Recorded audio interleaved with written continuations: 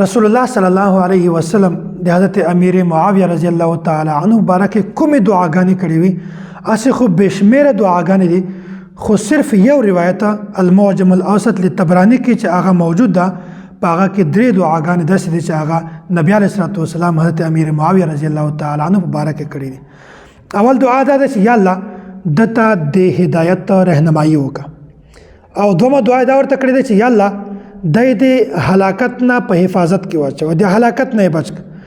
او درمه دعا دا ورته کړې چې الله په دنیا او په آخرت کې د مغفرت وکړه.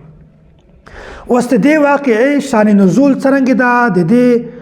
دعا پس منظر څرنګه ده د څرنګه نبی علیه الصلوۃ والسلام د دعا ورته وکړه هغه پس منظر هم زه ته بیانوم. ام المؤمنین ام عائشه رضی الله تعالی عنها دا روایت نقل کوي دا هم المعجم الاوسط لطبرانی کې موجود ده. وای یو ورځ نبی علیه الصلوۃ والسلام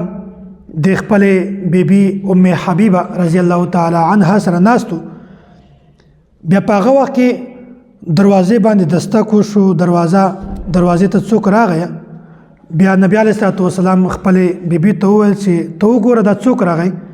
نو هغه چې کله ورغله وی کاته د هغې ورور حضرت امیر معاویه رضی الله تعالی عنه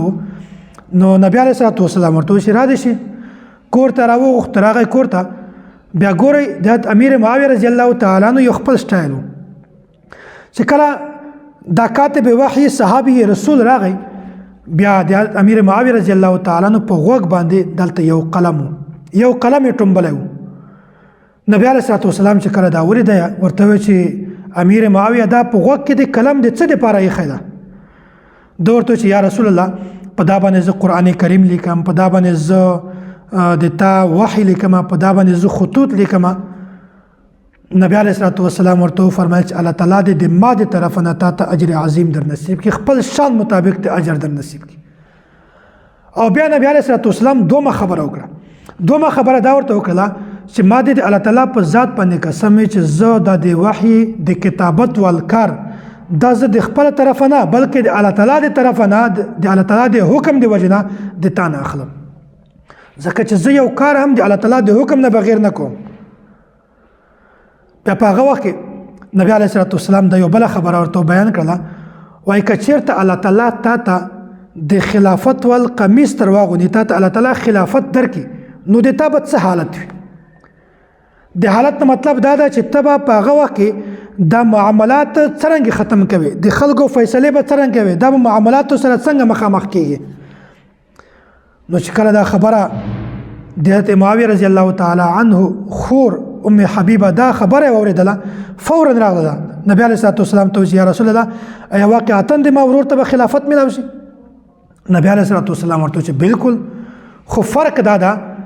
چې د حضرت امیر معاویه رضی الله تعالی عنه په دور کې به هغه وخت کې به تکلیفات زیات وي په هغه وخت کې به شرور زیات وي په هغه وخت کې به فساد زیات وي. نو خور یې ورته چې یا رسول الله د دې لپاره دعا وکړه. نو په هغه وخت کې نبی علیه الصلوۃ والسلام دا درې دعاګانې کړي. اول دعا دا کړې ده یا الله دته د صحیح هدایت طرف ته د رهنمایي وکړه د هدایت طرف ته د رهنمایي وکړه. او دومره دعا دا ورته کړې چې یا الله د هلاکت نه بچ کړه او درمه دعا دا ورته کړې چې یا الله دنیا او په آخرت کې د انسان مغفرت وکړه. نو دا حضرت امیر معاویه رضی الله تعالی عنه دا هغه شخصیت ته چې خلک د باره کې اعتراضات کوي څومره غلطه خبره ده. صحابي رسول ده بیا برادر نسبتی ده او صرف صحابي رسول الله تعالی یو دومره غټ مقام ورکړی ده چې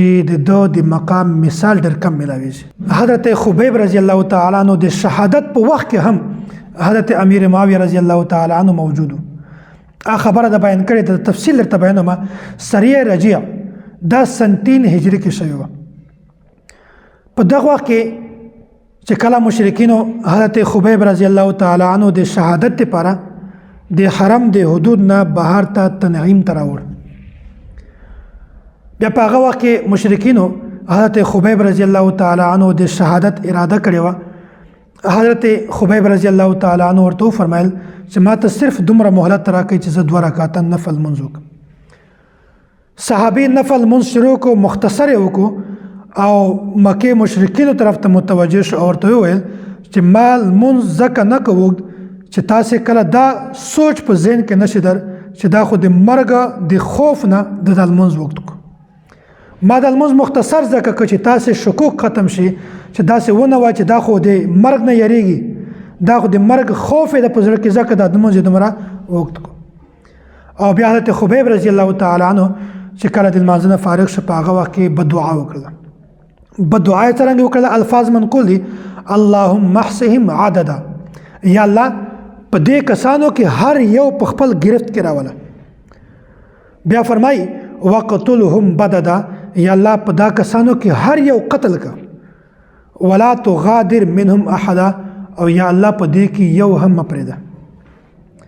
چې کله حضرت خبیب رضی الله تعالی عنہ دا د بدعا ول الفاظ استعمال کړل بیا پاغه نه ثم قتلوه رحمه الله پاغه نه بعد دغه صحابي شهید کو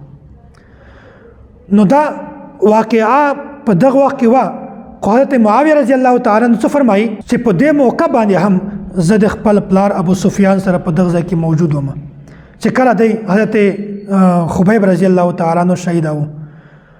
نو په هغه وخت کې د خلکو نظریه دا و چې یو کس بل چاته بدعا وکي د هغه بدعا اثرات په څنګه ختم کوي په هغه وخت کې ز خپل پلار په ځمکه باندې په دایو اړخ باندې پرې وستلمه پرې با سلامه وای چولمه عادت دی وجنا د دې دا نظریه و په هغه وخت کې چې کوم کس ته چا خلاف بدعا وکي او بیا هغه کس په ځمکه باندې پرېوځي په دایو سیر باندې اردو کې پهل ورته وای بیا په هغه وخت کې هغه بدعا د یو انسان باندې اثر کلام نه کوي هغه بدعا په یو انسان باندې اثر نه کوي نو حضرت امیر معاویه رضی الله تعالی عنہ دا خبره بیانوي وای چې کله مشرکینو حضرت خبیب رضی الله تعالی عنہ شهیداو په هغه وخت کې زه موجود وم او هغه واقعات ټول د ما په ذهن کې چې زه خپل پلار په ځمکه باندې پرې وسلمه چې دا بدعا د تا خلاف اثر ونه